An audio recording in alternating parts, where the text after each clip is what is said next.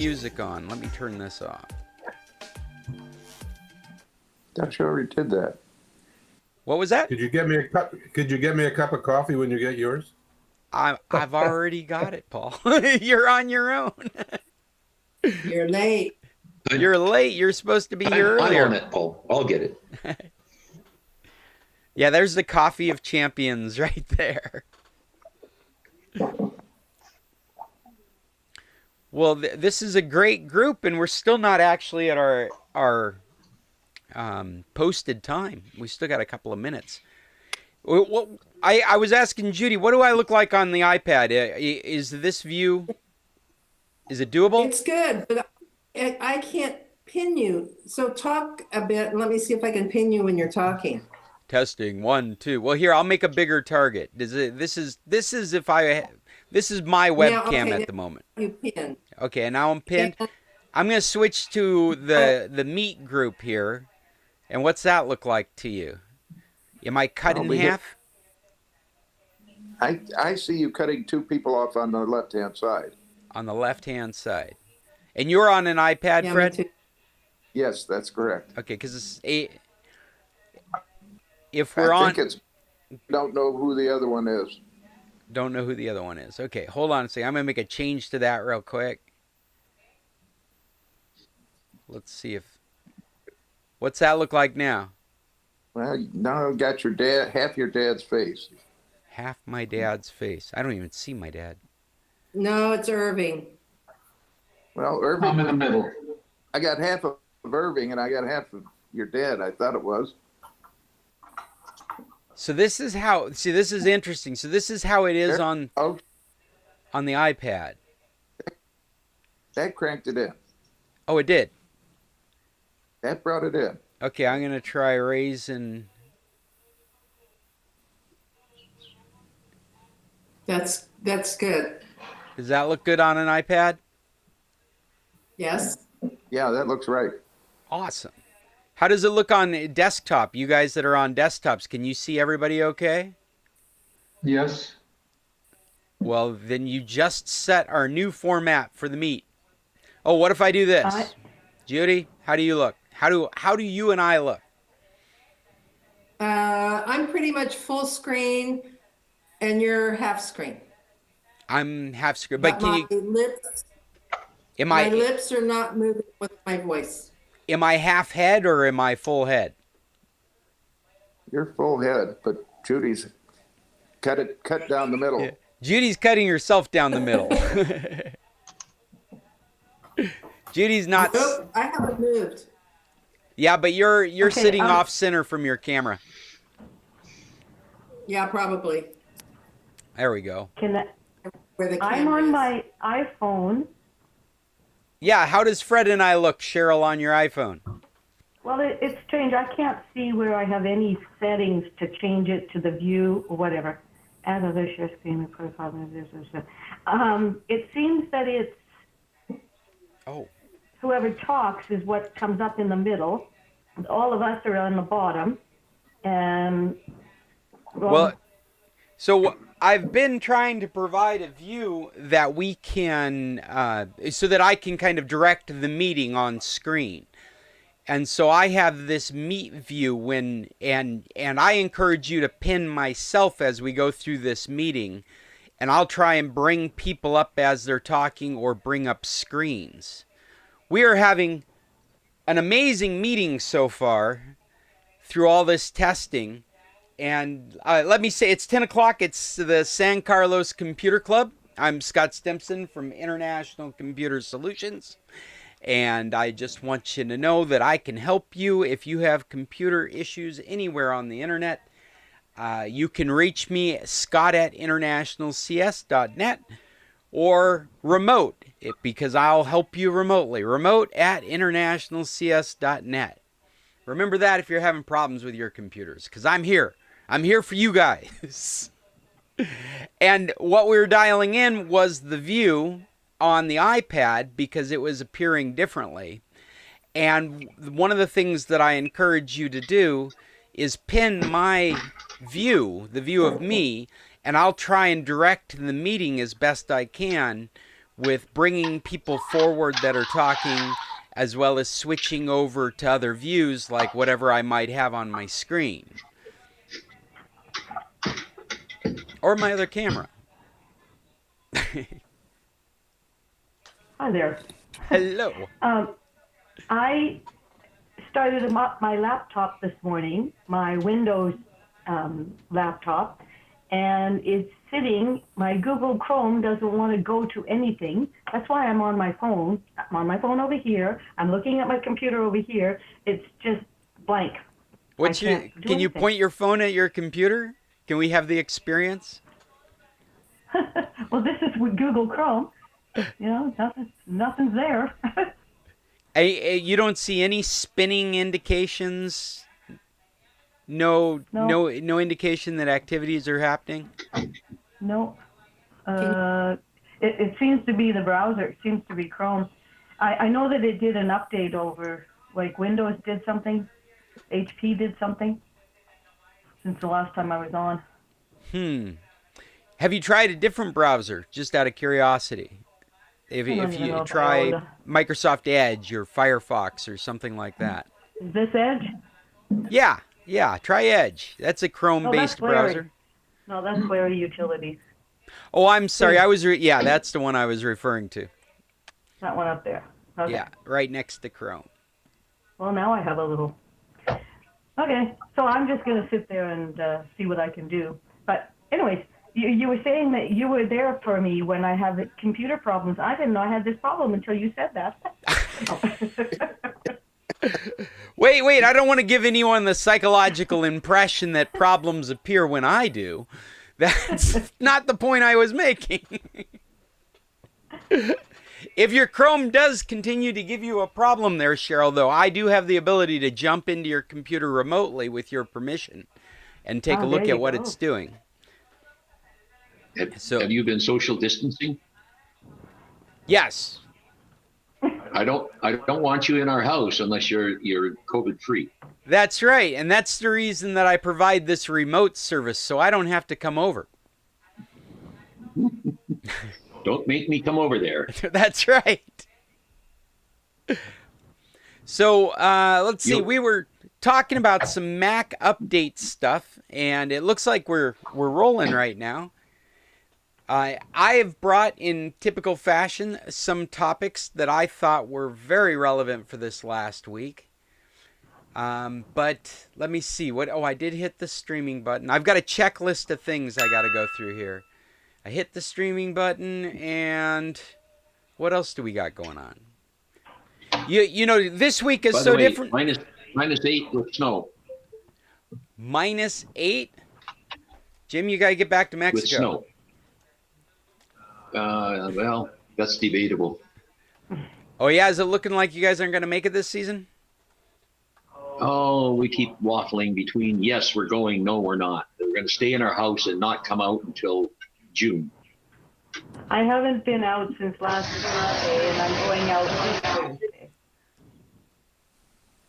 Say again, you haven't been out since last Monday, and we had some Thursday. Yeah, Thursday is our day to leave the house.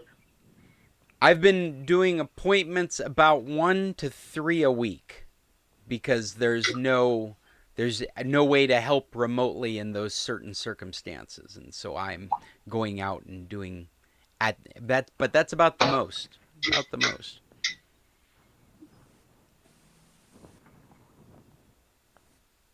Okay, are you ready for topics? Sure, yes, please bring topics. I'm sorry, I got distracted by my own list. I've got lots of topics, unlike last week. Yeah. Go ahead, Phil. What you got? We've been having trouble with our router. It just disconnects. It just disappears. The internet disappears for about 2-3 seconds at a time, which isn't a huge inconvenience as long as it comes back. But today already I have 8 incidences of the internet disappearing. So we get a hold of Shaw, the provider, and the technician says, well, you have 15 devices hooked up. And we said, what? But then I got thinking about it. We have an Alexa, with a bunch of smart home things. We got bulbs, we got outlets, we got thermostats. Yep. So each one of them is a device. Is that correct? Yeah, absolutely. It's enlightening when you figure that out. I've got over 30 on my list. Okay, so is it possible that I could overload my router or my modem with that many smart devices? Yes. Like what is the draw on that? Like how much of the bandwidth do they take? Well, there's a couple of different. This is a great question. This is especially for me. I mean, I can answer this question without very little research because it covers the broad spectrum of things that I end up working with, and it covers a number of different areas. Just for one, you said bandwidth, and typically we think about bandwidth being how much internet is available to you. And so that is being provided by Shaw. They're guaranteeing you a certain amount of bandwidth. And I would think of it as being, darn it, I didn't mean to slam, something like 10 to 100 megabits a second. And you literally divide that up amongst your connections, but only at times when there's activities. So you may be watching 4K video on the TV, and that takes a slice of that 100. And then Cheryl's in the back room watching YouTube videos. That takes a slice of that bandwidth. And it's not... well, what it is when it's happening simultaneously. And so all those different slots are being filled up at the same time. So if you, a good example of using up a high-speed connection would be if you had a lot of computers in your connection and they all decided to do updates at the same time. Then each one of them would be grabbing a server out there. Consequently, it'd probably be around the same server because of where you'd be located. And it would be creating this bandwidth usage all at the same time, and it could saturate your connection.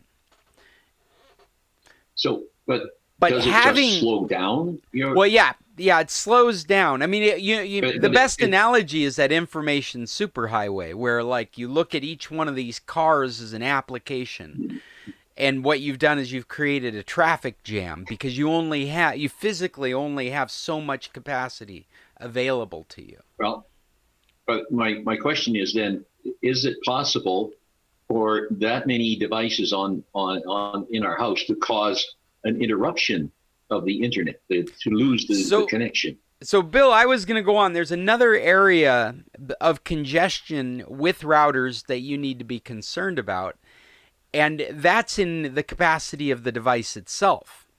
A router is nothing more than a specialized computer. And if you could imagine giving so many tasks to a computer, at some point it gets overloaded. An example of this would be editing video. I'm finding out myself recently because I've spent the last week working on a video presentation for my daughter's quinceñera. And on a side note, I use this video editing software called VSDC, and I couldn't recommend it more. It is amazing. I've got so many features available to me in this $20 software package. One of the few pieces of software that I've bought outright because you can use it almost in its entirety without paying for it. And I went ahead. Again, VSDC. Video S. Yeah, Video Sam Dick Charlie. It's Delta. Oh, thank you, Delta. Yes. Anyway, that's just an aside. Sierra, Delta Charlie. I was using it regularly to do videos.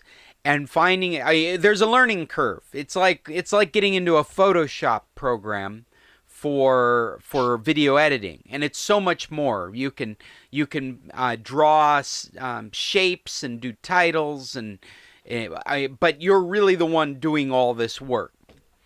They've got some add-ons that are available that I haven't used yet, but I've been using this program for about a year. I've been very satisfied with it, and I think it's the best $20 I've ever spent. The equivalent in an Adobe world is that subscription or an outright program that gets into hundreds of dollars. So I've been very happy with it. There's an argument to say yeah. You want me to go back to the router, don't you? Historical perspective.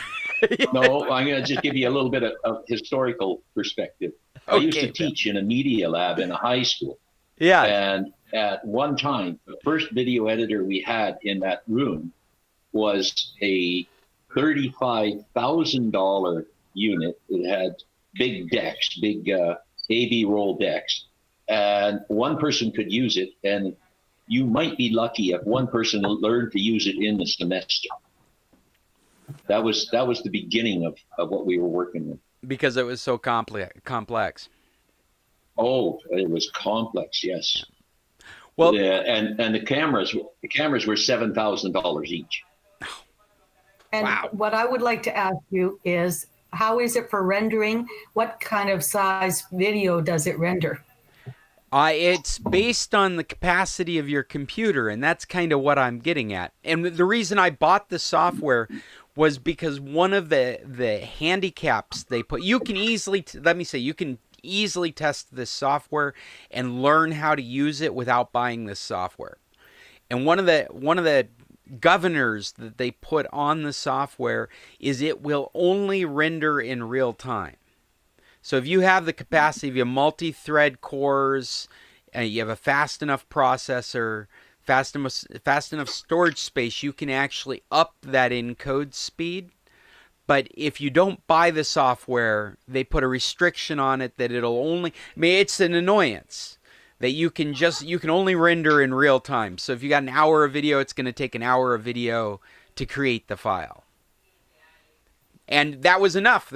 Everything else was working great. You can't use the plugins either. I have not used the plugins yet. So I've been very satisfied with my video editing experience with this software. And I paid the $20 because I wanted to see if I could up the render speed.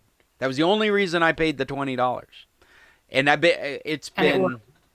Say again, Cheryl? And it works? Like you can do a 5-minute video in... No, I don't want to say no. It's just, it varies. It depends on what you're rendering. And so I guess what it is what I see is I see a potential for it rendering faster given circumstances. It all depends on how many assets you have, but it's definitely not stuck at real time. It's variable now. And how easy is it to put music in? You just drag and drop?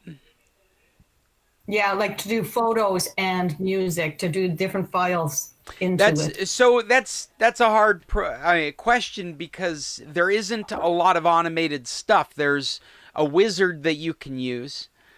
But there's a timeline there. You know what? I can just bring it up as we're talking about it. And let's go back to the router for a minute and address the next issue of congestion. I was using the video editing as a example of how you could congest your processor and bring down your performance. Like Bill was talking, at first we were talking about the amount of internet that you have available to you.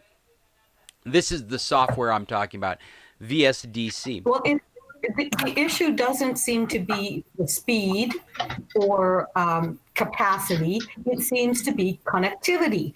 Like it just basically was gone.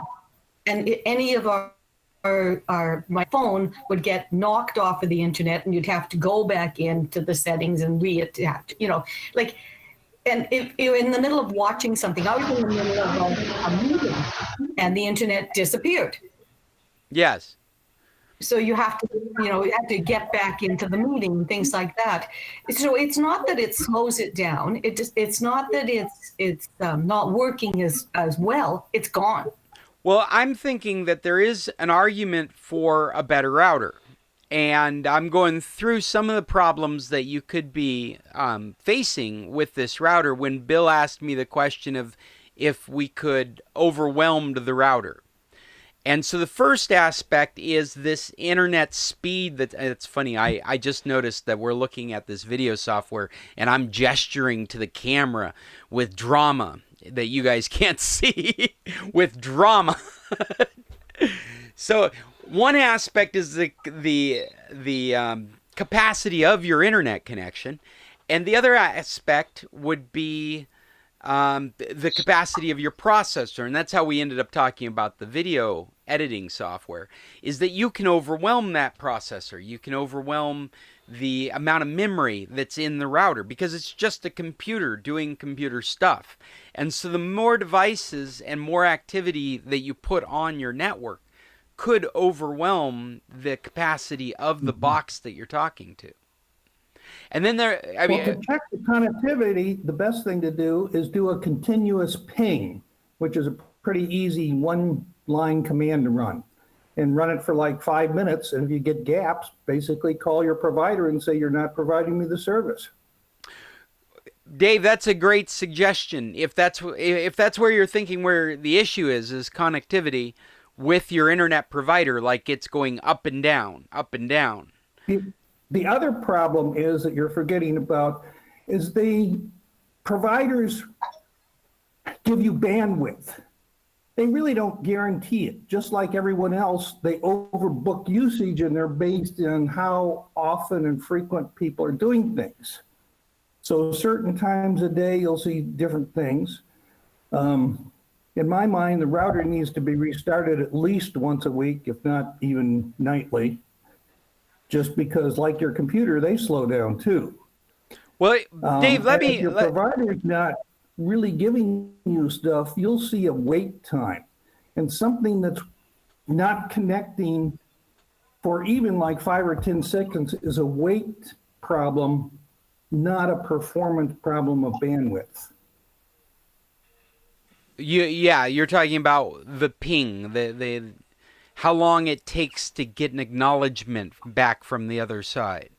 Well, even like if you're seeing buffering, have you ever tried just turning off your router while you're watching something and see how long it takes before your device times out?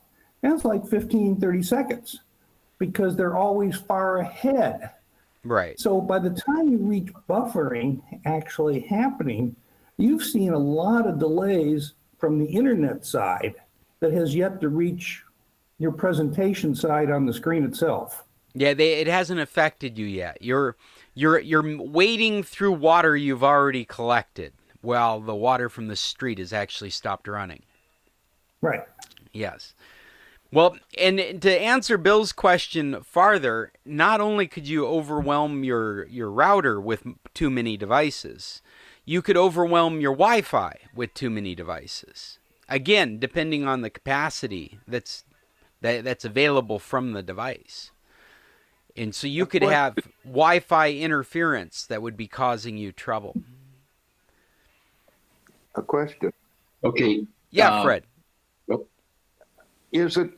Is your provider complaining because you have 15 things on your internet, or are they just No. okay? Because you can always put a second router behind the first one and hide all your stuff. I think these are great suggestions. I think Dave's suggestion of running a constant ping is a good suggestion. And there's a program I use called Ping Plotter that's free, and it'll allow you to just run this graphic ping test of the network map. Well, the other thing to start with is I also think get rid that of your Wi-Fi for testing first. If you're trying to see if it's the internet, run something that's hardwired through an Ethernet connection, if you can do that. And then you've eliminated a lot of other extra things of getting the Wi-Fi itself to work.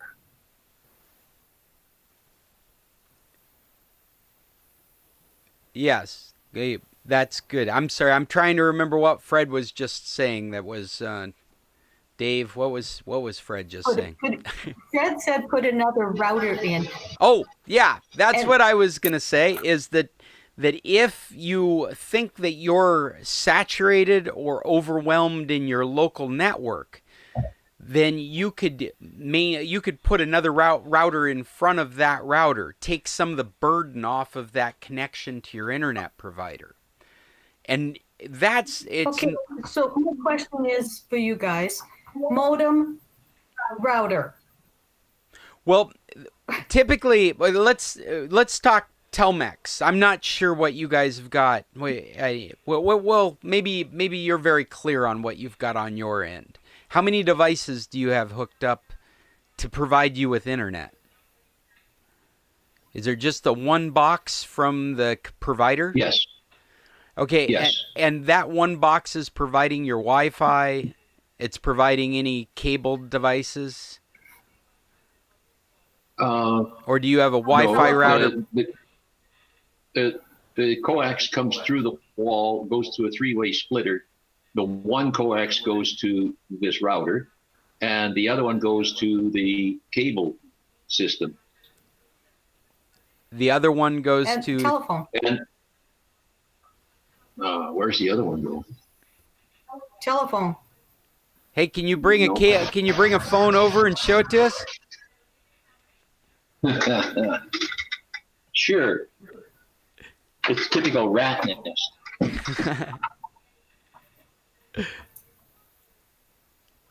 So I've got this software that I like to use for checking connectivity problems called Ping Plotter.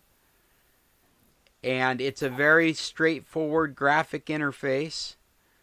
And it shows you a map from you to an endpoint. In this case, the endpoint is Google. Shows you how long it takes for a packet of information to go there and come back, this round trip here. And this, if I'm just trying... running the trace route command. I'm sorry? It's running the trace route command Yes. for you. That's right. That's all it's doing.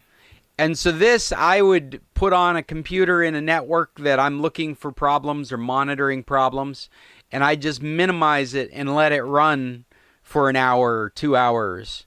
I mean, if it wasn't obvious there was a problem to begin with, or it was random, like right now you guys are coming in great. So you're obviously not having an internet problem right now. But I would run software like this until I was having a problem, and then run over to it. This is funny. I minimized it, and now I can't find it. Where did it go? There it is. So yeah, as soon as I started having a problem, I'd run over here and take a look at what I'm seeing on the screen. I would look at how long things are taking and what was getting flagged.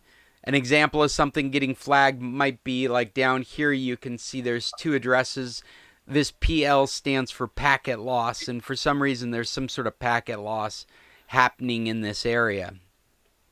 It's nothing that actually is concerned. Losing packet, I mean, just on that aside, losing packets to some degree is not uncommon. It's part of the infrastructure. And you can tell by this latency, we're in this column of green, what I'm really most concerned about is this staying green and not having huge amounts of packet loss. There's also this line in the middle here with no information, and it shows 100% packet loss. This represents links in your chain of networks that aren't reporting any information that the program can see, and so they just put a black box around it saying we don't know what's going on in there. So this is what the program sees. How'd you do, Bill? Did you get over there, or are you able to get over there? Yeah, I sent you a message with the picture in it. Oh, okay. Right here in the group or individually? Individually, I think. Okay. I'll bring that up while we're Plotter. If you want to do like Dave's suggesting, is a great way to get a feel for what's normal on your network and to see those experiences of abnormality. Also Ping Plotter has this running timeline. So you can see exactly when, so you can come back to it later and see if there's been problems. Okay, one additional piece of information is yesterday provider sent us a different modem, upgraded modem. Okay. We went from 50 megabits per second to 100 megabits per second. Oh, you should have plenty today, of bandwidth now. I'm at 8. 8? Well, I would think so. But today I've had, I don't know, the last time I checked, I think it was 8 dropouts. 9. I've had 9 internet connection problems. Don't forget, all computers wait at the same speed, doing nothing. So increasing your throughput doesn't necessarily make the job run faster if you're in a wait mode.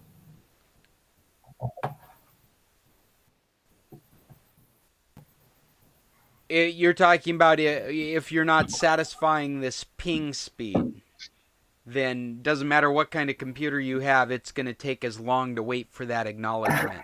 If your provider is, computers are not running fast enough to handle the workload, you're going to be waiting to get the queue for your slot to get into that computer. And basically, if you're waiting 40% of if a device is running 40% of the time busy, then you will be waiting as long, actually more than that, more than 50% to do work. It'll be causing problems if any device is basically over 40% busy.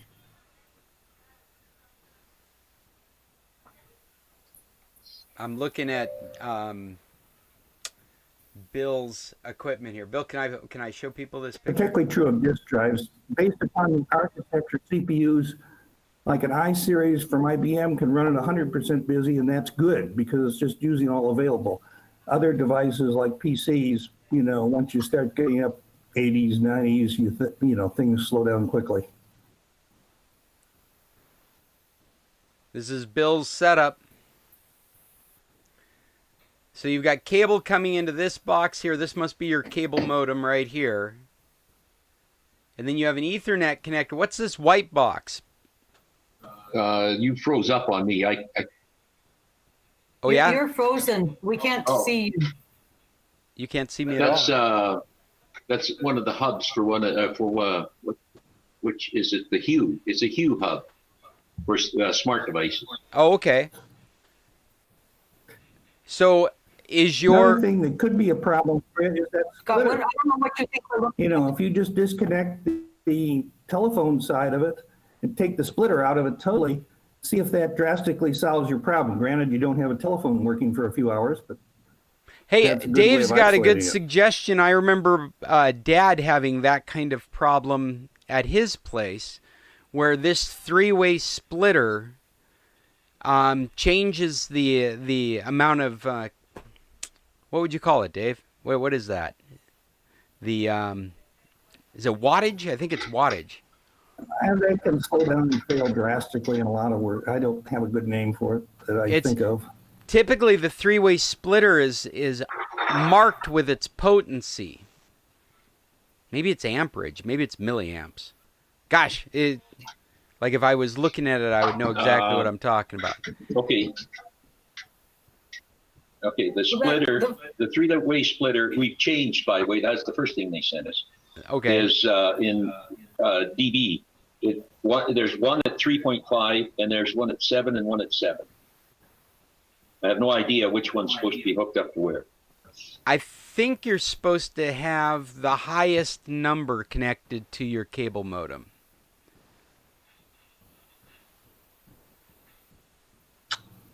Actually, it sounds like you should have 1, 7, and 2 labeled 3.5. So it's basically split it in half. That does seem odd that it would be 2 large numbers and a small number. Typically, it would be 2 small numbers and a large number. This is 1 small, 2 large. Well, if it's a cable issue... Yeah, that was the first thing they suggested was we change. Yeah. I think I'm having The first thing internet they suggested problems was we right change now. the splitter. Yeah, Change you the are. splitter. You keep freezing on us. Yeah, I don't... We might have to change the time of this meet. It seems like all of a sudden I'm competing for bandwidth. Something has happened. They're having Don't problems in forget the house. You, maybe the ISP. Yeah. You guys need to excuse me for a moment. I'll be right back. Talks amongst yourselves.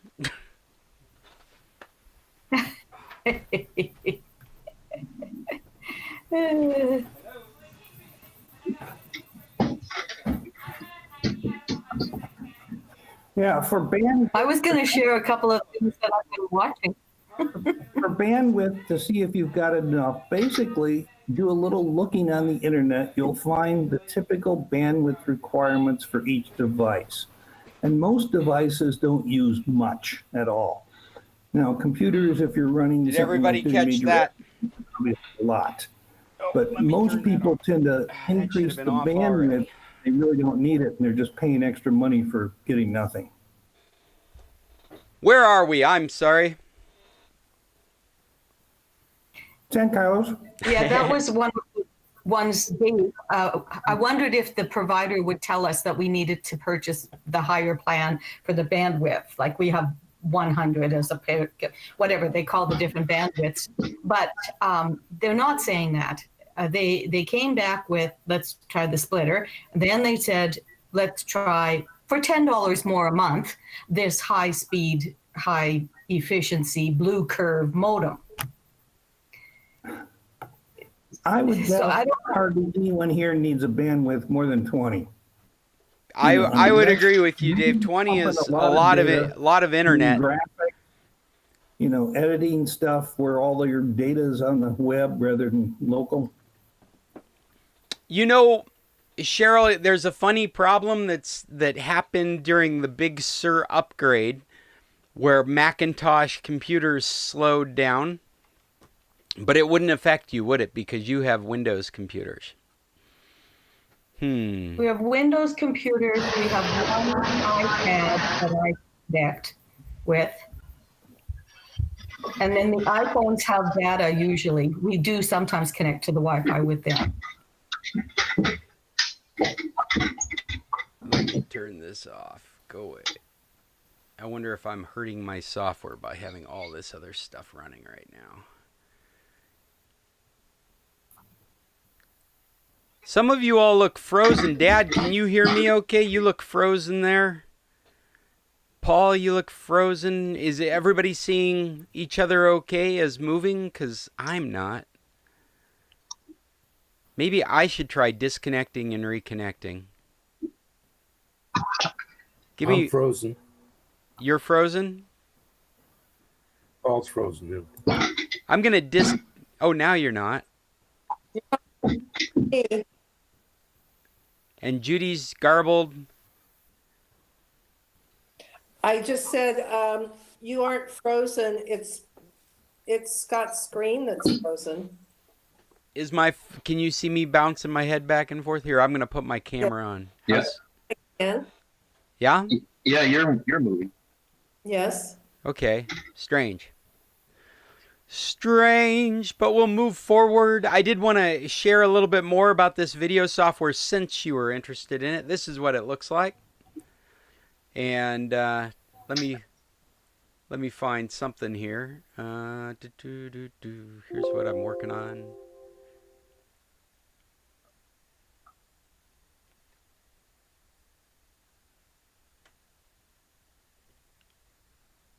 So you can see can you see my screen okay? You can see the timeline down below here. I've got different layers. What I've done is I've taken a video of photos. I don't have any audio with it yet. That screams through just this presentation. Screams through it. And there's an effect I'm trying for where I don't have it in here yet, but it allows me to bring up photos like zooming from nothing.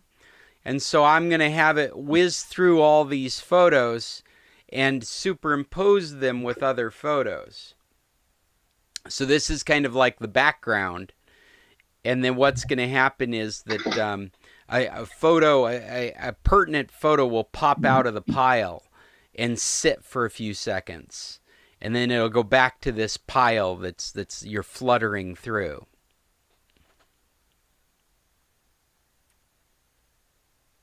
Okay, Scott, Yes, as a sir. former media teacher, I got 2 comments. Yeah.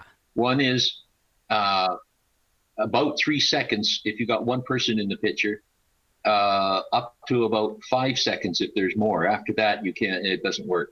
Okay. And don't get caught up with real fancy transitions, because eventually you get tired of it. I've seen video productions where it's the same page wipe thing for 15 minutes, and you just eventually say stop. So just straight cuts. Straight cuts are still a valid option. They're just nothing in between, just a bang, bang. And we recognize, as a culture, straight cuts with no problem. We don't need transitions. Okay. That's a great suggestion. So, Bill, what do you think of my idea of having it just pop out of the pile like that? Is that too busy? Okay, how long is the background going to be there? The background, it'll be flipping past. I think I'm doing like a picture at 1/6 of a second. 1/6 of a second. Just for but the background is just this fluttering of photos. Oh, I see. And then something will pop out of it. That's right. So it's not quite going onto your screen as fast as it actually goes. But each one of the pictures is popping up at about 1/6 of a second. Okay. Maybe even fast. Maybe it's a. Say again.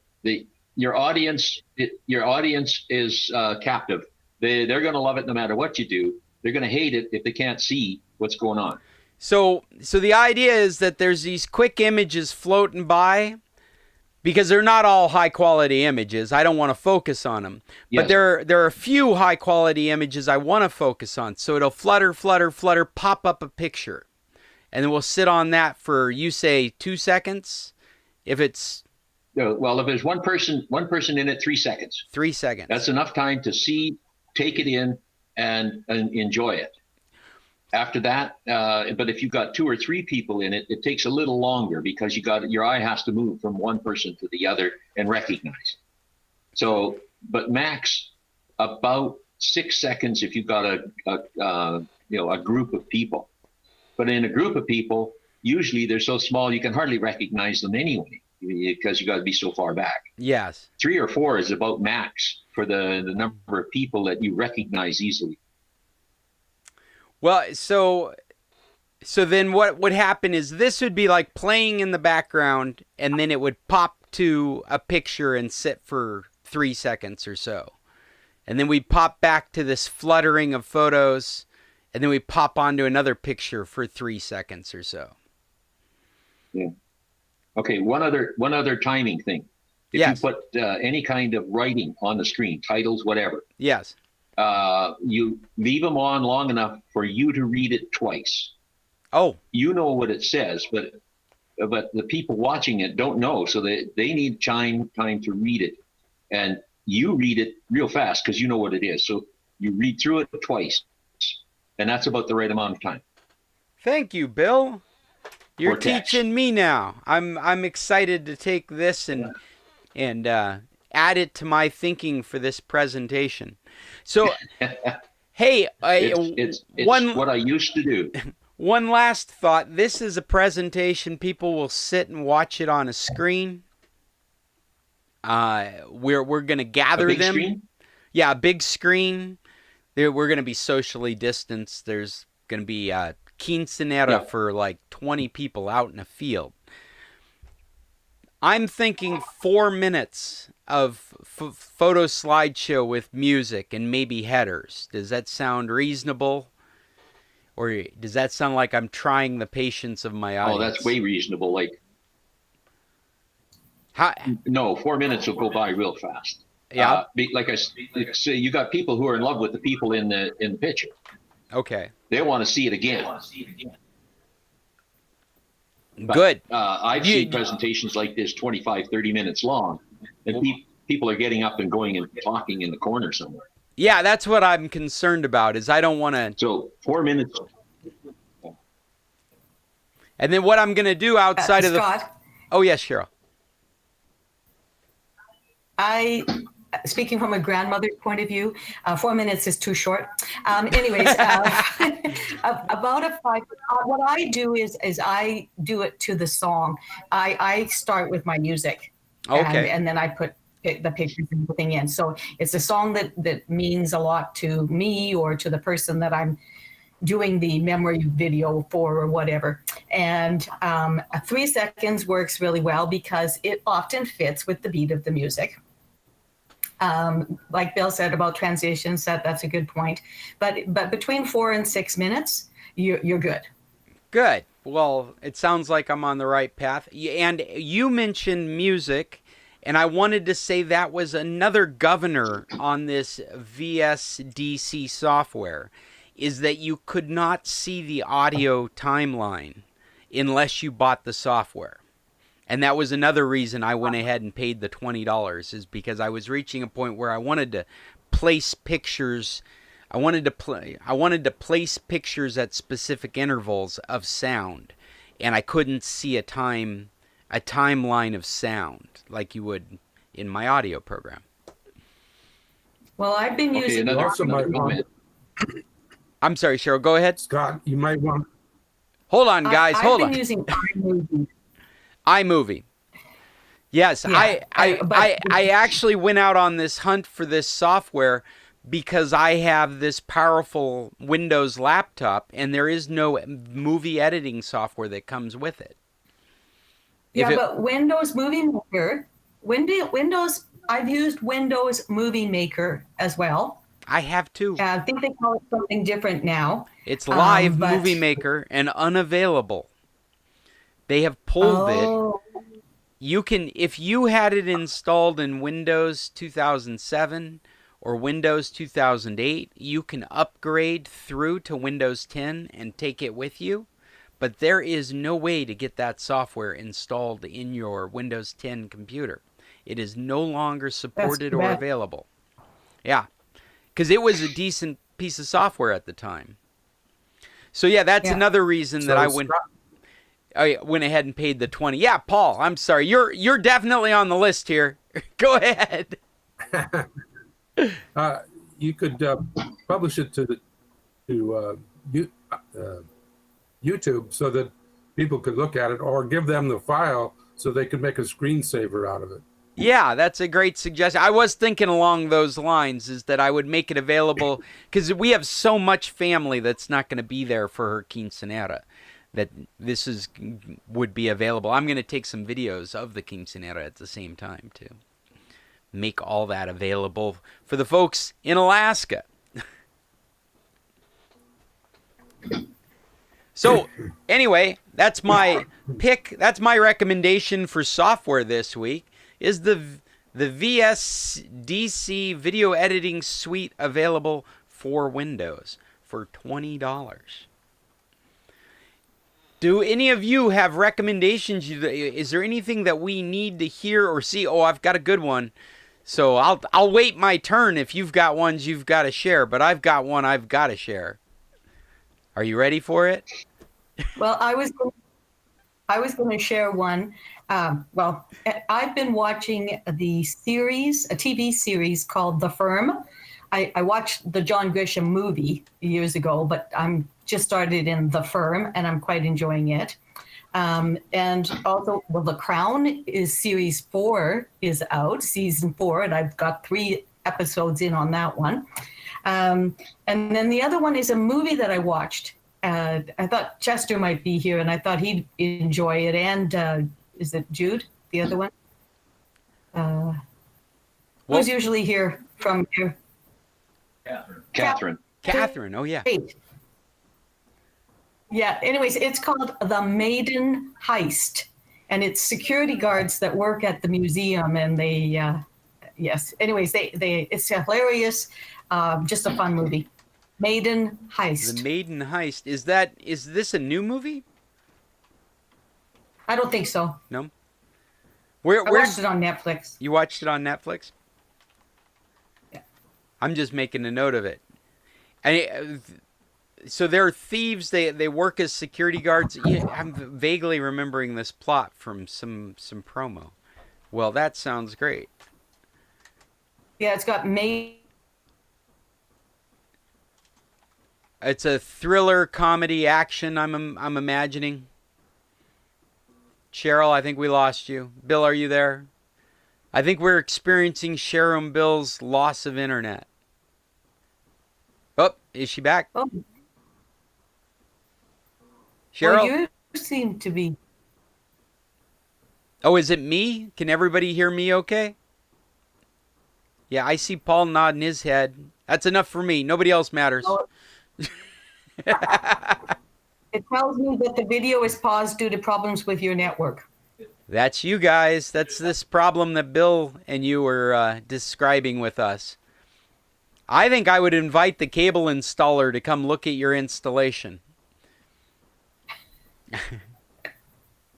That would mean letting him in our house. I know. It could be it could be the signal strength of the cable coming in.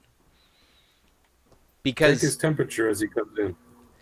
I know that in the bed and breakfast we had issues with internet that did not affect the phones that the cable were providing for us, or the TV that was providing, but there were issues that affected the cable modem, and they changed those splitters, and they used a different style coaxial, and they brought connections closer, all in tuning up the connections so that we could get those higher speeds. In fact, maybe, who knows, maybe you could be cranked up and now you're moving at such a high speed that your problem is connectivity, and so there's a lot of error checking going on, and your network is getting full of error checking where it has to send information a second time. I don't know. I just feel like you should get...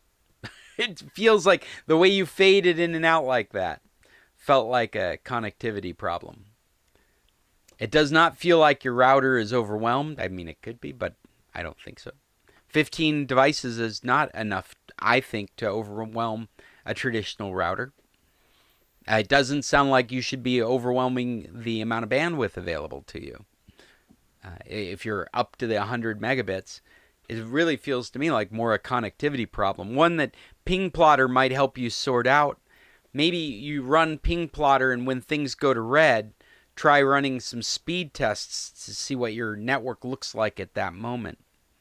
I would also jot down times and dates so that when you have a conversation with your provider, you're having an intelligent conversation. You can say, at 5 yesterday, we lost internet. It's an hour later, we lost internet again. So if they do have any kinds of logs they can look at, they can correlate it with your information. Scott, the little program I use to plot this, to plot the drops, yes, gives a log, and you can export it. You can print it out on paper or export it as a PDF. So you have a record from whenever you started of when it went out and when it came back. We just dropped it. Number 10 just dropped, and it was down for less than a second, but it kicked out my session. Well, and Cheryl went fuzzy and froze as well. Yeah, but that's because she's been drinking. Okay, so fine. Anyway, two things about what you just said, Scott. Yes. We have given that intelligent information, and I don't think the person on the other end of the telephone was intelligently receiving it. She would ask things, and it was like she was going through the list, and she was just throwing things out. First one threw out the splitter, next one threw out this, and then we got to the salesperson who sold us this advanced modem for another $10 a month. You know, we're paying $95 a month for this internet service and having these problems. Well, again, it's feeling like you may need to have an installer come in and look. These higher speeds, if you're buying a modem that provides you with higher speeds, actually requires a more fortified installation. And that would be one of my concerns, is that you may have made it worse because it's expecting so much more and it's failing. And so all the failing is in the network.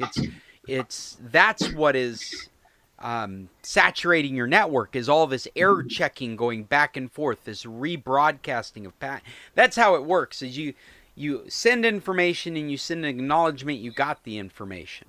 Now you acknowledge those packets of information. If you don't acknowledge them, then they need to be sent back again, or you flag them as lost and you have to send them again. What happens is a whole bunch of resending of data.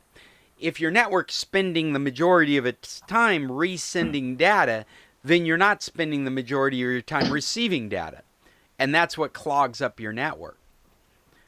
And so that could be... It sounds like Typically, purchasing a modem is not a good idea. You really want to buy a separate modem yourself.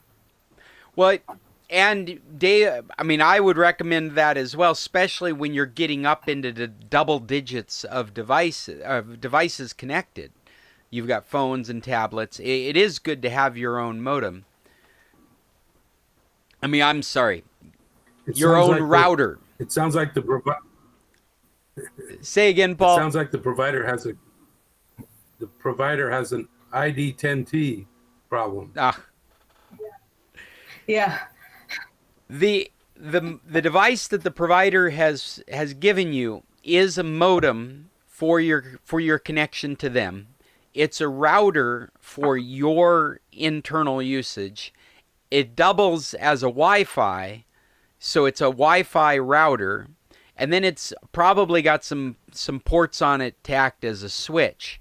It's doing a lot of jobs, and if you had a few devices, say under 10 devices, it's probably it probably wouldn't be a problem. As you get into double digits of devices, then you really are wondering whether you're cutting into the capacity of that device, overwhelming that specialized computer. And I agree with Dave. I think it's always good to have your own device, one that you can manage. And so you could. Well, it's also a lot cheaper. Say that again? It's a lot less money to purchase at one time. You can buy a good quality device for, typically 6 months of lease cost. Well, I'm not sure how that works in Canada. In Mexico, you don't pay anything but your service. Right. It depends on your location, very definitely. Yeah. I know in Arizona they have a thing where you rent equipment. Go ahead, Cheryl. I'm sorry. I don't think this is like a rent to purchase kind of thing. This is the service is provided by this blue curve modem, and it's their new modem that we're talking about. Well, and I looked at it. It looks like when you guys said hook up another router, I didn't understand that. Well, the modem is terminology it goes way back. We won't get into the history of it. But what it's really in these discussions, when we say modem, we're really referring to your connection to your internet provider. So when you hear the word modem in all these, in essence, what that matters to you is that is how you get connected to your internet provider. And the router... And you don't own that. The service provider owns it. Well, in Canada, with your service provider, that may be the case. In areas of the United States, you buy it outright or you rent it from your internet provider. Here in Mexico, it's provided with the service. It sounds like that's how they're doing it there in Canada with you, is that you pay a monthly fee, they manage that equipment all the way up to the modem. Does that sound right? Like they gave you the box. If there's any kind of rent on the box, you don't get to decide. It's just part of your service fees. Am I describing that right? Whereas there are areas in the United States where that rent is broken out. It's a line item on your bill. And if you choose to buy your own modem, you could not pay that rent. Or if you bought it outright, you could not pay that rent. So like what Dave's describing is a thing that happens in the United States. Yeah. Here in Mexico with Megacable, that's not the case. And Megacable provides you, similar to your experience, Cheryl, where you pay a monthly fee and they provide you with the modem. Here in Mexico, the modem is typically a really crappy device. It's typically one of the worst pieces of equipment in your network. And I always recommend putting a router behind that modem. So the modem manages your connection to the internet with your service provider. The router manages your equipment inside your house. So that's the way you really, when we talk about these terms, modem and router, it's very vague technically. The distinction for you, the distinction is the modem connects to your service provider, the router connects inside your house. So your phone, your tablet, your computers use the router to get connected to the internet. Your router gets connected to the internet through your modem. Your modem gets connected to the internet through your service provider. I'm just looking for a nodding head out there somewhere that is following what I'm saying. Also, on having your own router, it's easier to do quality of service. Quality of service basically lets you say, these connections I want to run fast, other connections I don't really care about. So if you're running something like your thermostat, you don't really care about the speed because it's not used that much, or even things like some of the cameras, you don't use them that much. But the device you're watching on continuously, you want to have good quality of service defined. Yeah, maybe a better way to be thinking about it is that when you take responsibility for your router, then you can tweak it in any ways that are necessary.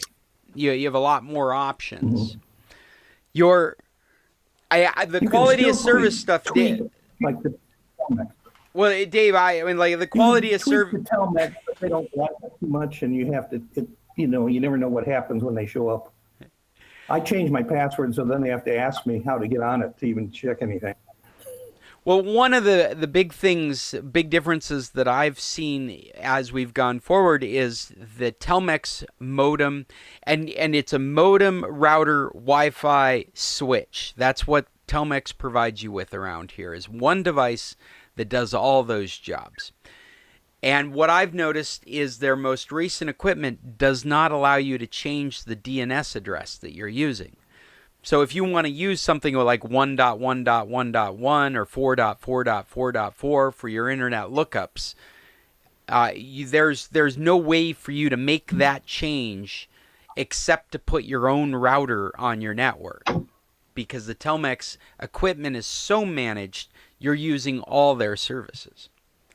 I also think that the birth of mesh networks is an important part of this discussion. Don't necessarily think anymore that you should get a router as much as I think you should be looking at mesh networks, because of the kinds of functions that come along with them, like Dave was describing quality of service. I think that's a very nuanced topic on a router. It typically takes some router knowledge to take advantage of dialing in specific applications on your network. But when you get into the mesh network stuff, then you're looking at the ability to blanket your house with much more internet than you had previously.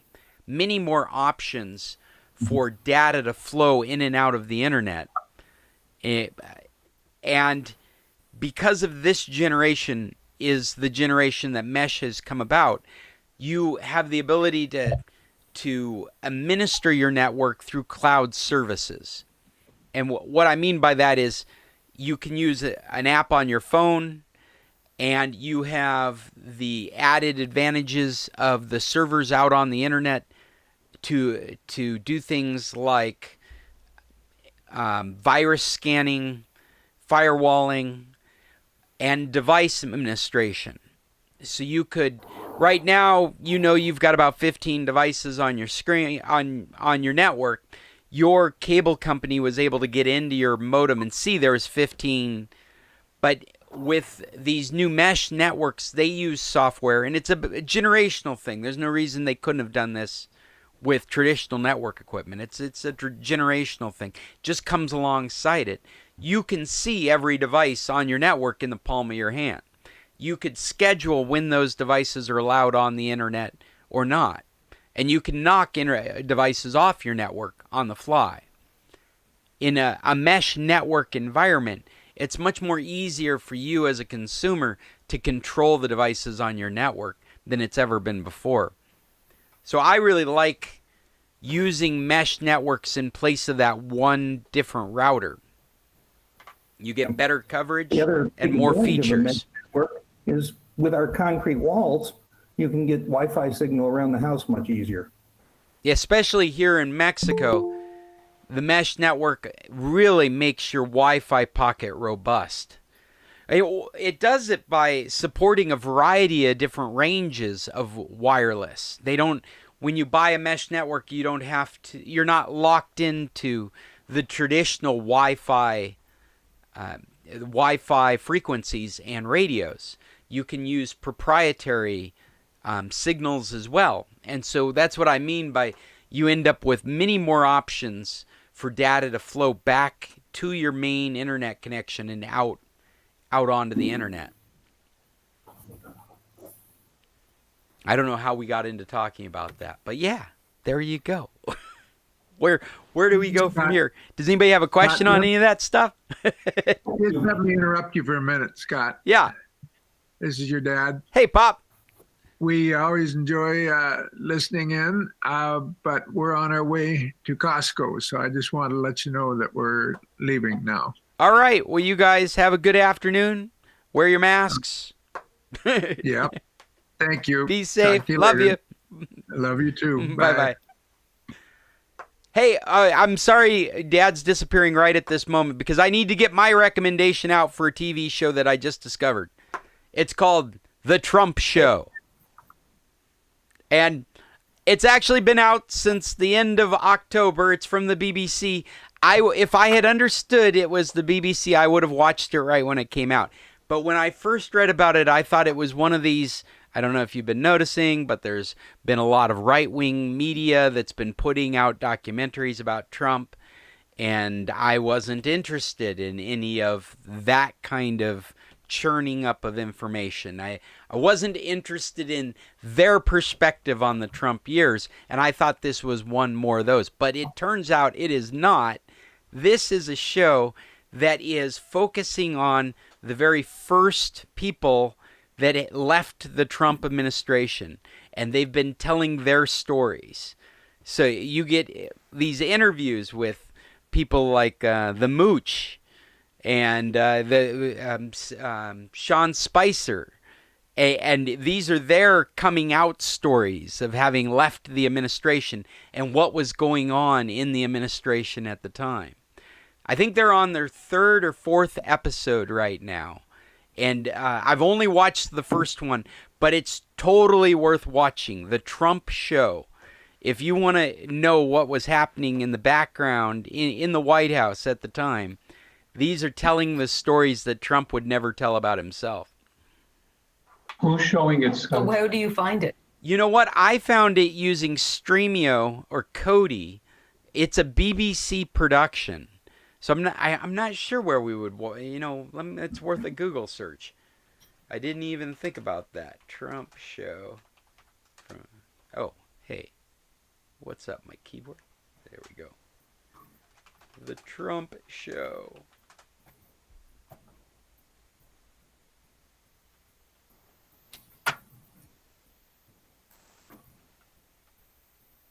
They've got trailers on YouTube. They've got it on BBC. So if you've got a VPN, you might be able to watch it on the BBC. Where to stream?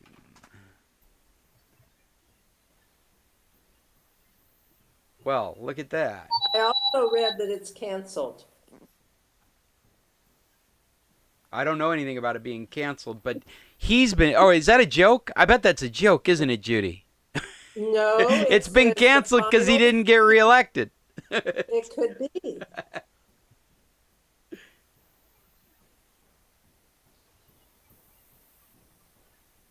I don't see where you can watch it other than the BBC. No, I don't either. So you probably would need to use something like Streamio or The New York Kodi. Times says it was canceled. That's on the 12th of, I think. I don't know. It just The 12th of started. November, it says it's It started like October 25th, I think was their first episode. I wouldn't expect it to go on. I only see 3 episodes.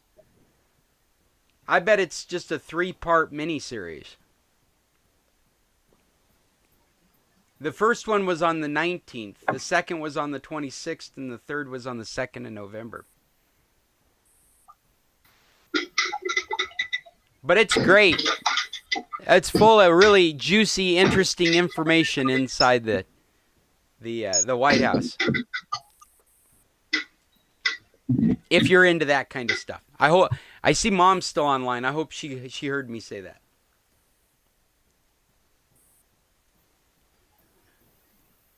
I was looking on. Okay, Scott, I got a quick question for you. Okay, Go ahead. go ahead. Bill. Bill, go ahead. Thank you, Judy. Is there an Alexa app for Windows 10? There is. Be careful installing it. It's a Why little is that? it's a little intrusive. I think I've got it completely shut off, Oh. and it keeps giving me notifications. Okay. And it doesn't do much as far as an interface. I mean, I could be viewing it wrong, because what it is it's the audio assistant. So I like my Alexa app on my phone, where I can go and I can see what I've done and what's happening now, and I can send processes to each one of my devices. Like I could send music to a specific device, or send reminders to a specific device. I can control all that in my phone app my phone Alexa app. The last version of the Windows. Yeah, that's what I used. So the last version of in fact, I'll bring it up because it's probably updated itself recently. The Alexa app. Dare I start it? I might regret it. But the last time I looked at it, and this was just a couple weeks ago, it had nothing except for the choice to talk to it and the choice to get updates, like reminders. Here, is this it? Alexa? Oh, not you, Alexa. Never mind. Wrong Alexa. You thought you heard me. You did hear me. I just wasn't talking to you. So if you're looking at my screen, oh, there, did it finally come up? Finally came up and moved screens. Come over here. Get on the screen people can see. Agree. So there has been an update since the last time I looked at it. Discover and play all your favorite music. No. Oh, hey, look at this. This is new.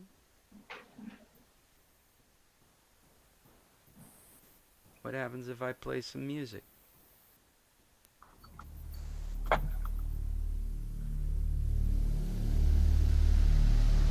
You guys can't hear that. But, wow, now you can use it for music. That did not work in the previous version of the app. So that might be enough to check it out. And you can manage your devices in it. It's an actual app. Okay, so take back anything I was just saying. Last time I looked at it, it was nothing. This is exactly what I was looking for. You can manage your devices with it, Bill. You can manage your settings with it. This is a real app now. This is great. Maybe that's why it stopped doing stupid things. That might be why it stopped bothering me. When I first installed it, I turned off all the notifications because it kept telling me all kinds of Alexa stuff, and it wouldn't turn off. And at some point in the last few weeks, it just decided to follow my instructions and turn off. So do I find this in the Windows Store? Yes, you would go to the Windows Store, the Microsoft Store. Okay. Is it Microsoft Store? Yes, you would go to, you do something like, Google Play? well, this is on the Windows 10 computer. So you would do something like go to the start button and then type in store. And there it appears the store.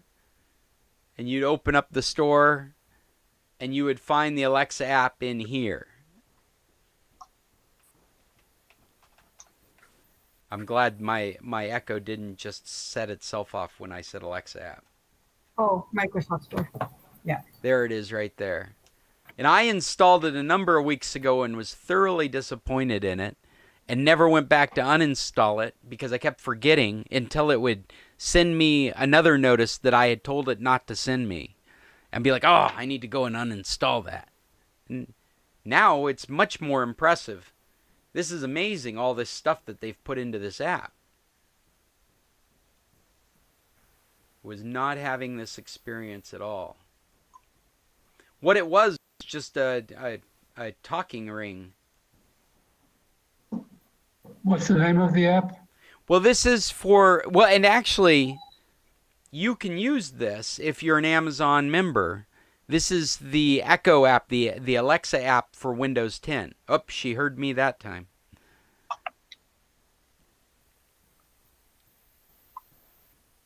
Not available on Windows except for Windows 10. It's only available as a Windows 10 app from the store. Well, how come I don't see it? I searched in Microsoft Store for Alexa or Alexa app, and I don't see it. You spelled it A-L-E-X-A?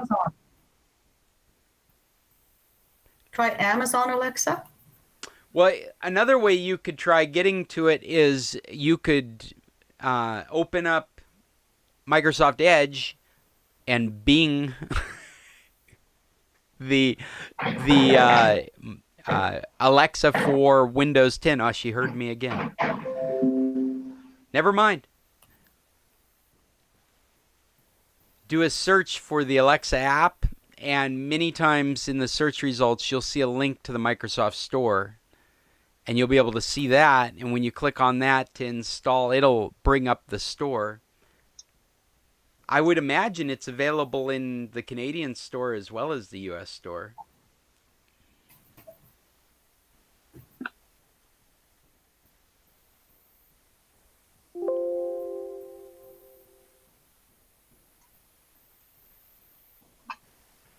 Where did my list of topics go? I got the Truman Show, or the Trump Show out. It's like the Truman Show. I'm looking for an app. Say that again? I don't know if anybody... I'm looking for an app that tracks your reward miles and things that you get from your different credit cards. And I don't know if anybody's got a recommendation out there for organizing that kind of thing. I understand there's some out there, but I'm not sure if anybody uses one. Wow, that's an interesting... Yeah, I haven't used any applications like that. Is there anybody that has one that pops to mind?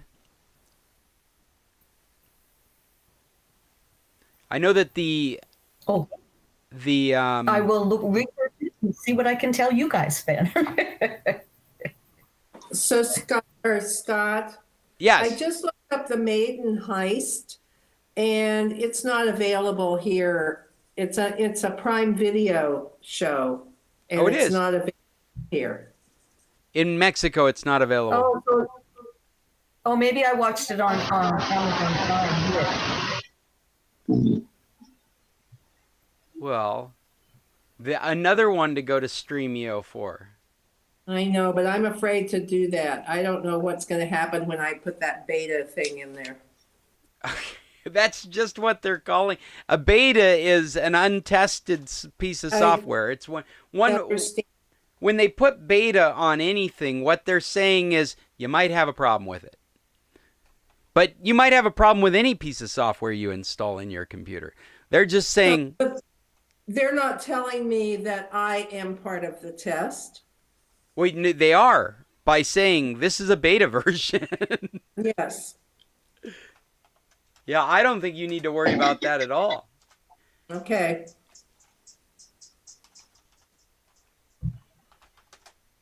The Maiden Heist. I'm really curious. Oh, did you use Just Watch?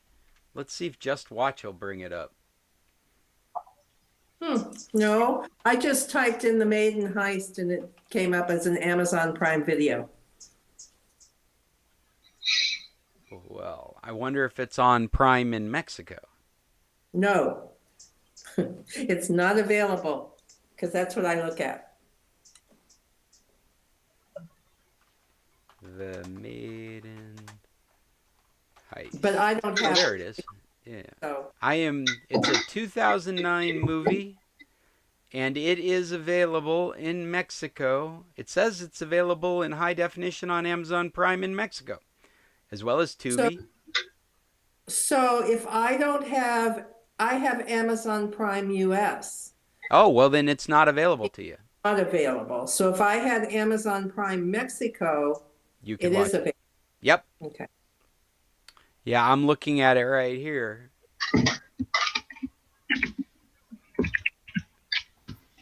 So you can't use your Amazon Prime US in Mexico? It tells me you are traveling and these are the only things that are available.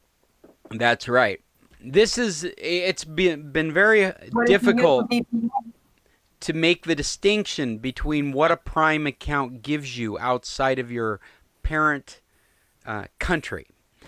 And these are some of the distinctions that are being made, is that there's a different catalog of videos that are made available to you in each country. So if you're a Mexican Prime member, there's a catalog of Mexican Prime shows that you can watch. If you're... Scott? Yes, Irving. Oh, okay. I don't want to interrupt you. Oh. If you have like a smart DNS, would that solve that problem? Yes, it would. If you're using Smart DNS Proxy, then you could set up your DNS so that you are going to Prime Video in the United States. And so then you would have... So I have a question. Okay, go ahead. So I recently had problems with my internet and they changed my modem. So two of the legs of the Smart DNS connect, but it says that these reconfigurations. Is that difficult?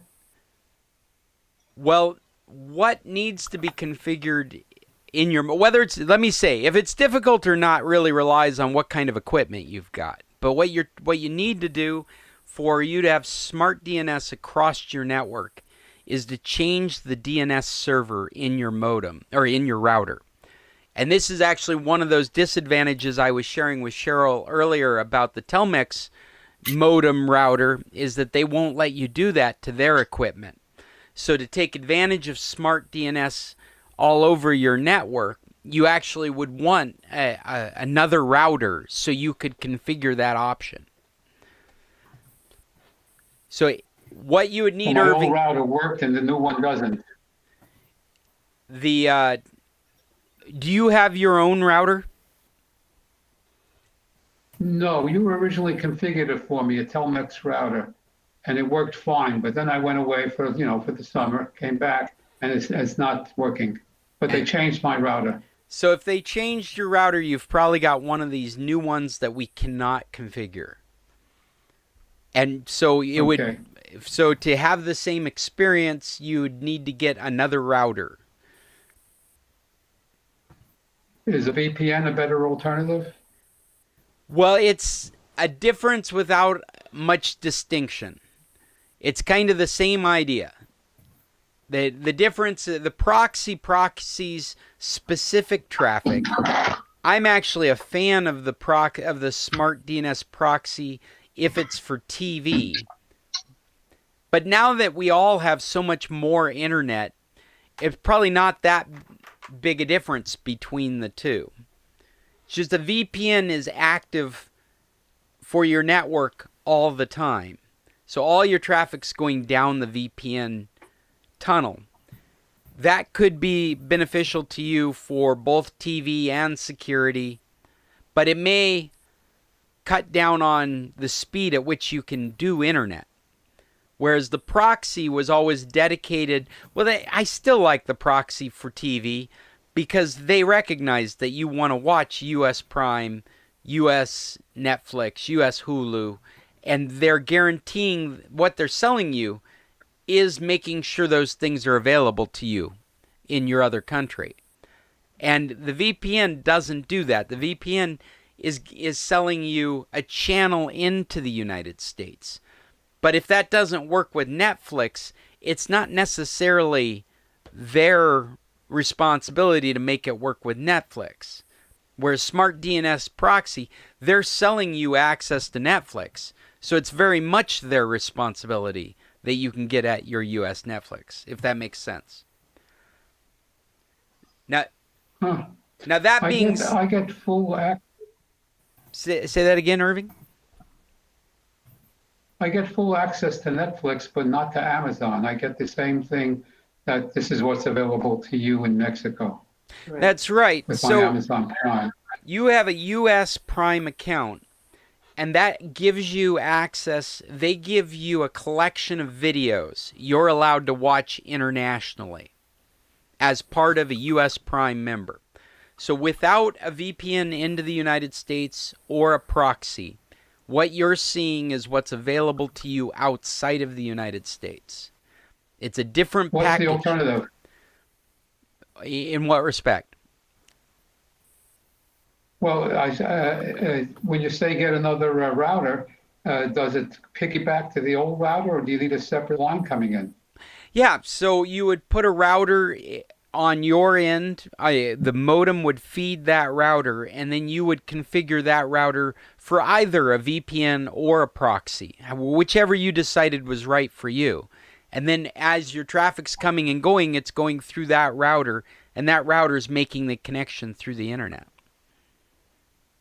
So Scott, Okay. if I have X Pro and I do not use my Telmex router, Right? that's a totally different situation. I can probably use a smart DNS proxy.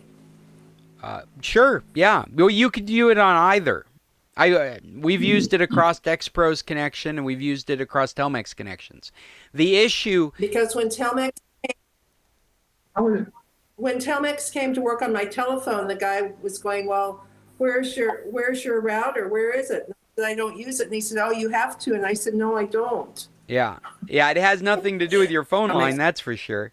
But he's just making the assumption if you've got internet, you're getting it from them. Well, and I do have their internet. It's because I get the unlimited U.S. and Canada long distance. So I just kept their internet to do that. So. Well, I have both X-Pro and Telmex, and I bought a router that would balance the two connections because both of them have given me flaky performance, and I want to be able to do this kind of stuff with you guys. My kids need to have regular access to school. So I bought a device that I could plug them both into, and when one goes down, it just switches over to the other. We actually had that experience this last weekend. My wife comes out and goes, do you have a phone? I can't make any phone calls. Turns out our Telmex line went down. We didn't even know it because everything just switched right over to X-Pro. So we didn't even realize the phone line. And I look over at the lights on my modem. That's what you see me doing right now as I'm looking past my screen. And I did this. I looked at the modem and go, well, look at that. The line's down. Didn't even know. But, Judy, to answer your question about using a proxy or VPN, that's all about you being able to configure your equipment. And the equipment that Telmex gives you now, you can't make that change in. Exactly. But I could make that change in X-Pro's router. Yes, I believe you could. Okay. And depending on how it's set up, do you have a router inside your house, or are you using what's coming right? Okay, so that router inside the house is what you could configure with a proxy. Proxy's typically easier to set up too. But that being said, if you do want to explore VPN, I've been really happy with ExpressVPN. I have a whole slew of customers using it. And I would buy a router that they support because you can put the ExpressVPN app in your router, and it makes it very easy to administer your VPN. One of the frustrations with manually configured VPNs is you have to know how to configure your equipment. If you're having a problem like Netflix isn't working, a VPN company, if you ask them for support, will say, well, try connecting. You're connected right now to Dallas. Try connecting to San Francisco. Well, that's not so easy when you're manually configuring. You hire somebody like me to come over and set it up, and now I'm not there, and you've got to get into your router, and you've got to move that connection from one service to another. There's a lot of variables that need to change that could be a problem. What ExpressVPN has done is they've taken a handful. I'm not selling ExpressVPN in case you're curious. It's just not hard to recommend them, but I get nothing from this, okay? Just keep that in mind.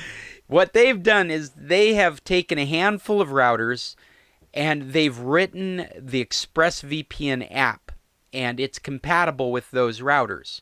So if you get on their website, they'll show you which routers they support. And you might need somebody like me to set it up the first time because you're changing the software in the router for the ExpressVPN software.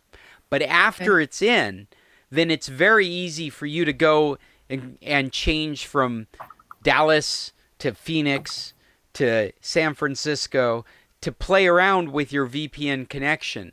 Because many times that's all that's causing the problem is a place like Netflix is spending its time figuring out where people are trying to connect, and they've caused a problem in Dallas. Dallas no longer is working. But if you flip over to another section of the internet, that might work just fine. And it's the flipping over that has always been cumbersome when you use a VPN. You may have experienced the ease of using a software VPN. You install it in your computer. Maybe it sits in your browser. It has a separate app that runs. But it shows you menu options, and you can choose where you're going to connect. It's typically got a connect button, so you can connect or disconnect on the fly. Those kinds of options are difficult to get with a router. But ExpressVPN, they've written their own software for these routers, so you can have that kind of experience for your whole network. And so it's easy to recommend them. And if anybody at ExpressVPN's listening to this Computer Club meeting, I'd be happy to be an endorser. You could send me some money for all the positive, nice things I'm saying about ExpressVPN. I hope all that audio goes into a Google algorithm so it just like auto-magically ends up at ExpressVPN and they throw me a few dollars for saying good things about them. I'm going to put ExpressVPN on my recommended apps list. Did you hear that, ExpressVPN? Keep sucking up. Keep sucking up. Hey, honestly, I would not hype something up because somebody told me to. I always hype it up because I like it and I've had good experiences with it. And I have a lot of people using ExpressVPN. They're very happy with it. Okay. Consequently, I was talking about mesh networks earlier. And if you wanted to do a combination of the two, then you would definitely need two different routers. You would need the mesh network routers, which is typically it's typically two or more stations, one acting as a base station, the other one acting as an extender station. That you typically buy a mesh network in two or more pieces. And then if you wanted to do it in combination with ExpressVPN, like I'm describing, you would have to get another router to be that ExpressVPN connection. But it's doable. All that's possible to do. Hey, Jim, you're late. We're almost done. I know. I was out running around with your wife. Oh, yeah? Did you get your... Yeah, we were down getting the permanent thing. Excuse me. And you're all done? Excuse me, Tom. We just have a confession that Jim was running around with Scott's wife and it went up on the internet. Exactly. Yeah. Yeah, you think it's a big reveal. I think of it as a promotion for her immigration services. Yes, you were, Jim. And I see a big smile on your face because you were satisfied with all the work that she did for you. Oh, you have no idea. Yeah, it was just amazing. I could not have done it without her. Oh, that's really nice praise for her services. Thank you, Jim. Well, she's an amazing lady. You're a lucky man. I feel that way every day. You should. I don't know what she's been done to be cursed with me, but I've definitely got the better end of this stick. Hey, let me tell you, pal, you did. So, hey, Jim, do you come with any recommendations other than hiring my wife to help you with immigration services, which I will put on my list as well? Use you. Use you, indeed. Now, I did have one question, and I don't know whether you guys have discussed this or not, but we don't have a television. We stream, and lately I've been having real problems with buffering if I use the VPN. Even if I take it off the VPN, we still have some problems with that. And yet we have a very good signal most of the time. From Telmex. Any suggestions? Well, when you say signal, are you referring to your Wi-Fi signal or are you referring to your internet connection? Do you do speed tests on your computer? The Wi-Fi signal. Okay. Yeah, the Wi-Fi signal. So I would suggest doing speed tests like speedtest.net. Whenever you're having goofy stuff like that going on, go to a computer and see what kind of speed's coming from your internet provider to make sure that that's not the issue. Normally it might be in the 15 to 20 megabytes a second range, but sometimes it just goes down to 0. Yeah, well. For an instant. Yeah, that would. Are you doing Telmex where you are? No, it's Mega Cable. I'm trying to think. It's one. I can't think of his last name. Is it X-Pro? His service. I'm sorry. It's X-Pro. Yes, that's right. Okay. X-Pro. Well, that's interesting.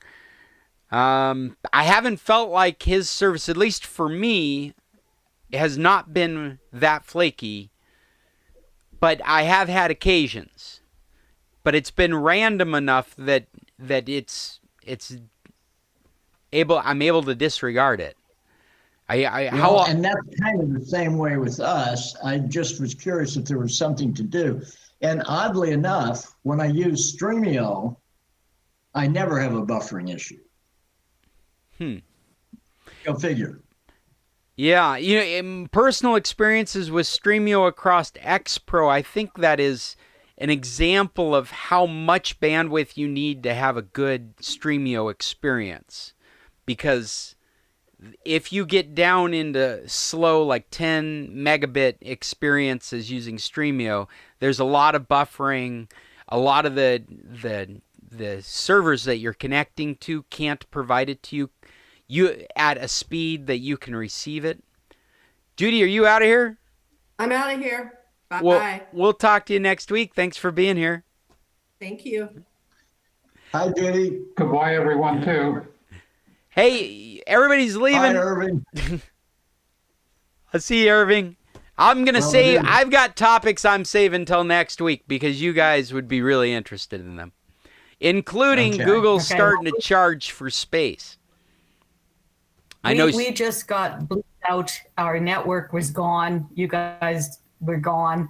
I think I'm back now, but anyways, we're gone. You are. I thought you were here the whole time. I was looking at your smiling face, but you weren't moving a lot. No, I was probably frozen because I heard Jim talking and then he stopped and then you were in the middle of something and you stopped and the screen came up, says you have lost network. So.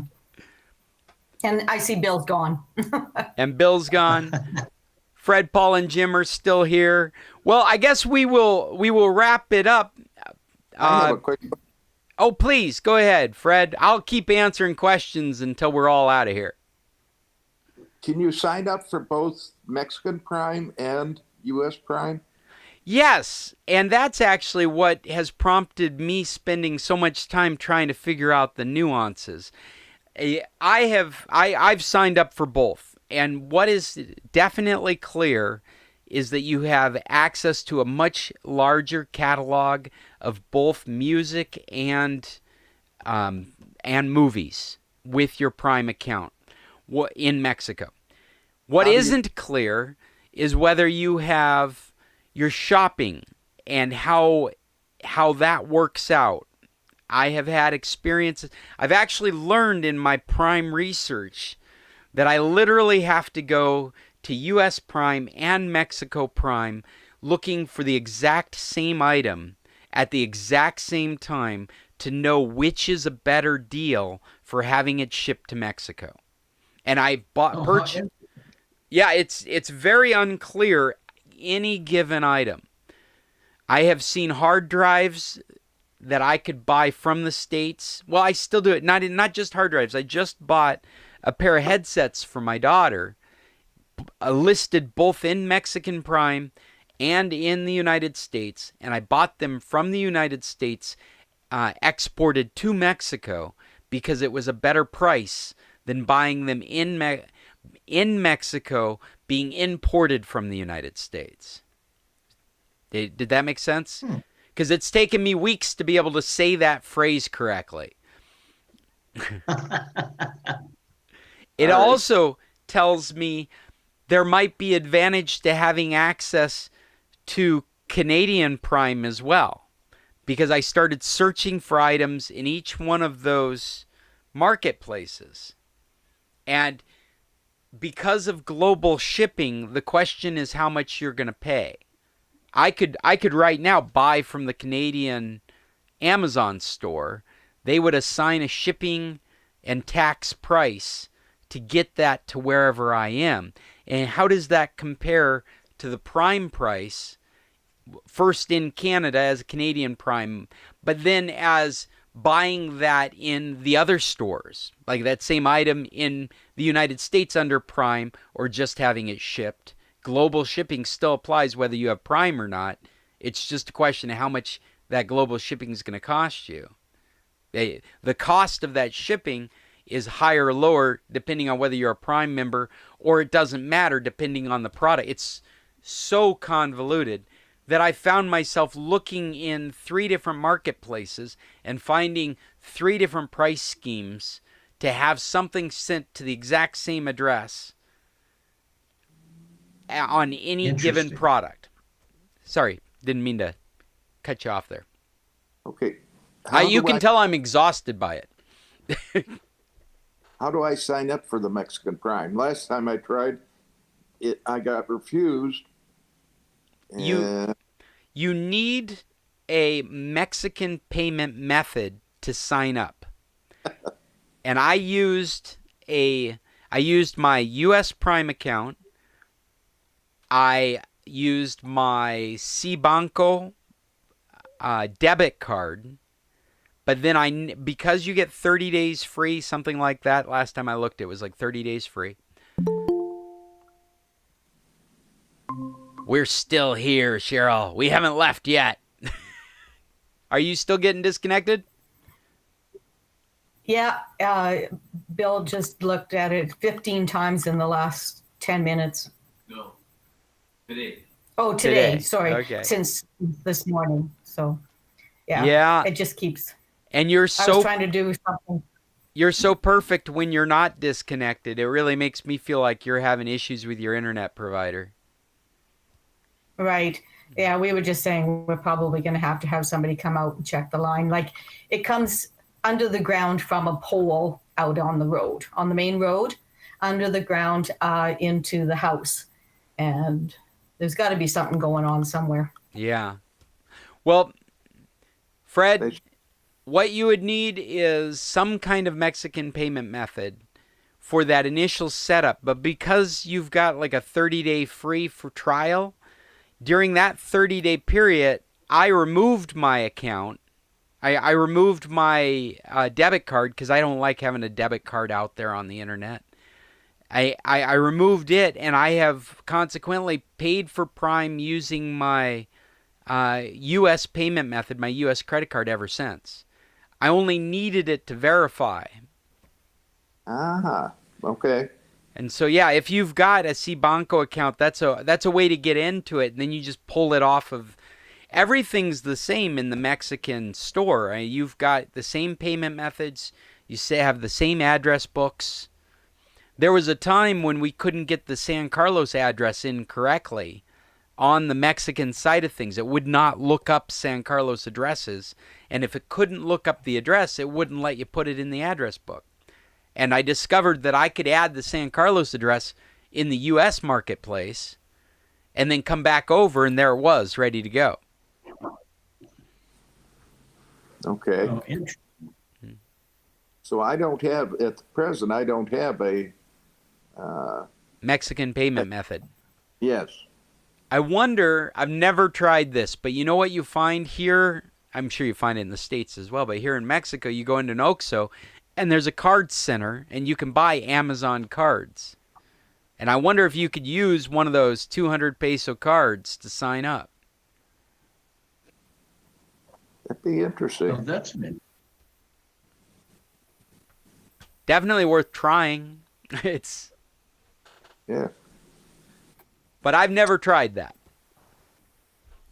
200 pesos? Yeah. What, $5? No, $10. Yeah, $10, right around $10. You probably have to get more than one, wouldn't you? I think what would matter is that it's in Mexico, though. Okay.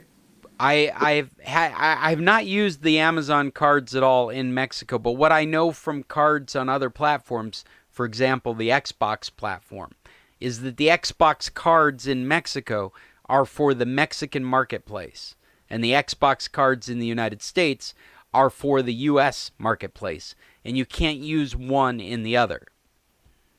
But if I can get 30 We got free? I'm sorry. When we first signed up for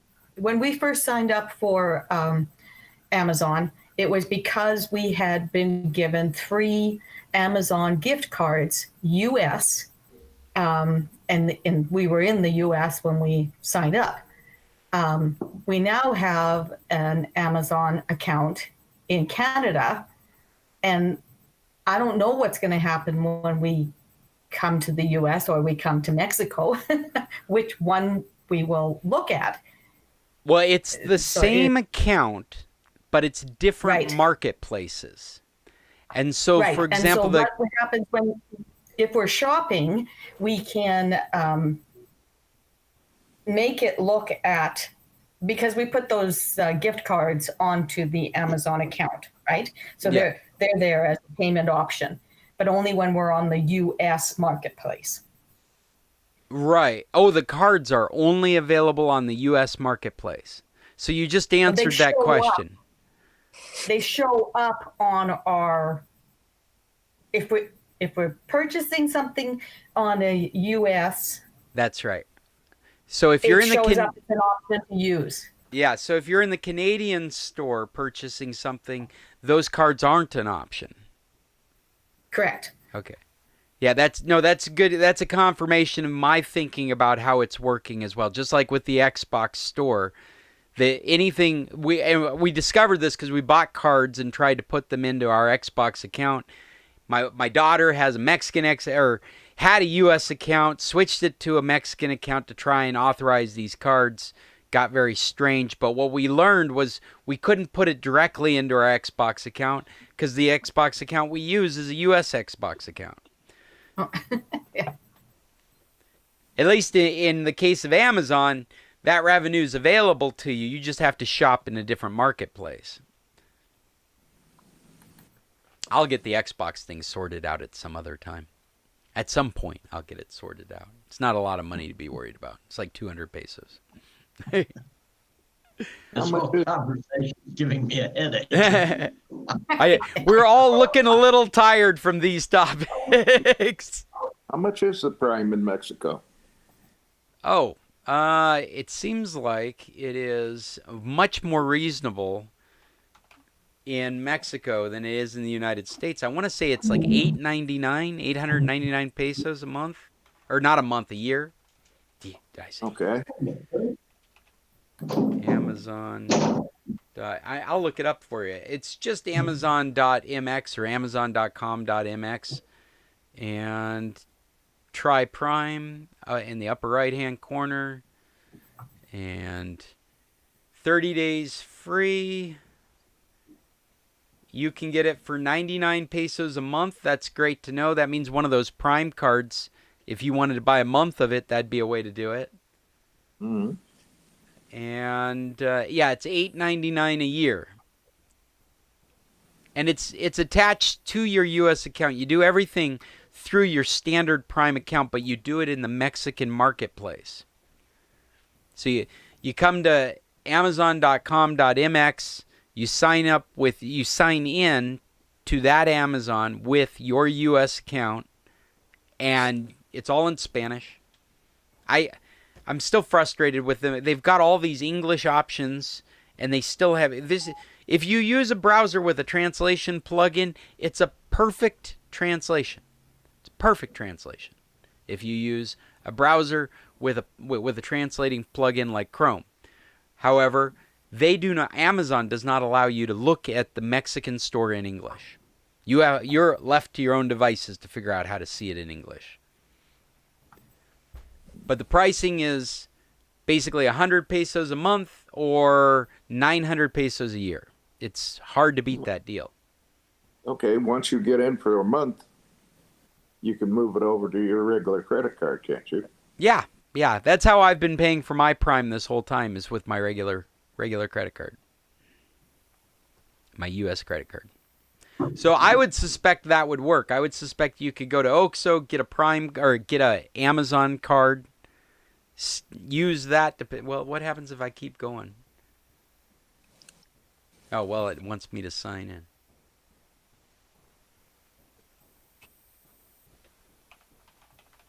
It's probably going to tell me you don't need to test it. You've already paid for it. Yep, that's exactly what it says. It says you're already a Prime member. Yeah, so we need somebody that's not already a Prime member to give that a shot with a Prime card. You know what, Fred? You could get in there to the payment method and see what the options are, I bet. Okay. You could go to amazon.mx, go through the whole ball of wax until it gets to payment method, and see what options it gives you. Okay. I'll do that. That'll be your homework for this week. Okay. I wonder if you can do the same with the Canadian Prime. I bet I can. Now I just want to sign out. Well, guys, are there any other questions for the end of... This has been a long meeting because everybody's held on. It's hard to give up when everything's working, right? It's like, hey, we're seeing all our smiling faces. Everything's in good definition. Nothing's blowing up around us. But I think we've got to go because it's 10 to 12 here. We're way over our regular end meet time, and we will plan on meeting again next Tuesday at 10, hopefully without technical issues. I just wanted to mention one of my technical issues. I'm going to switch cameras here for a second. I wanted to share this with you. That's still not the one. There it is. This one right here. This, can you see this inflated battery that I took out of my laptop? Can you see the inflation? Is that coming clear? Yeah. Yeah. Those are three. Tilt it down a bit. Those are like 3 cells. Oh, I know. I'm going the wrong direction. Yes. And my laptop is an Ultrabook. You may have remembered seeing it before. It's a thin laptop. So this battery started swelling and pushing the trackpad out, up, above until it was sticking out of the top case of my laptop. There's this big ridge around the trackpad because this inflation was pushing it up out of the laptop, and it was putting pressure on my motherboard. I removed this. I knew it was going bad, and I've got another one on order. It's sitting in a mailbox in the United States. Nobody's brought it down to me yet. I was waiting, trying to wait until I could do it all at once. But our last week's meeting was so bad that I'm like, that battery's got to play a part in it. And sure enough, I pull this battery out, and my computer's back to working again. and the track. This is the telephone that we had this telephone, and it would not close properly. And we used to store our Telmex PIN, what do you call it? SIM card, as well as our Canadian one in here at the same time. And we thought that's what was causing it. But no, it turns out this battery is swollen too. So the cover doesn't close down. So, Cheryl, not to freak you out, but swollen batteries are fire hazards. So just take that with a grain of salt. I am definitely, I'm showing it off and everything, but I should find a proper way to dispose of it. Throw it in the campfire. Yeah, there you go, Paul. Thank you. Great suggestion. I should get rid of this. I was going to donate the phone and everything, but I should for sure take the battery out of it, hey? Well, you should, you know what? If I was in the United States, I'd take it to the recycle bin at Best Buy. I hope you have a Best Buy with a recycle bin and just wash your hands of it. In the States, I know the laws for getting rid of that kind of stuff are pretty severe, and it is a fire hazard. So God forbid you throw it in the trash and then you hear a story about a trash fire later on. Right. So just the battery goes back to Best Buy.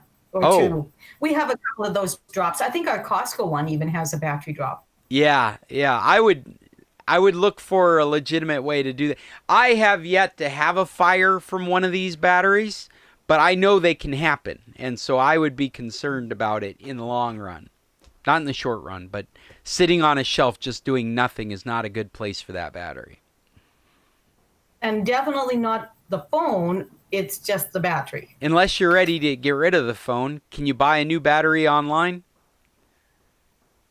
We don't need this one. We don't use this phone. I have a collection of them that I was going to donate somewhere sometime. So it's up to you, how you want to deal with it.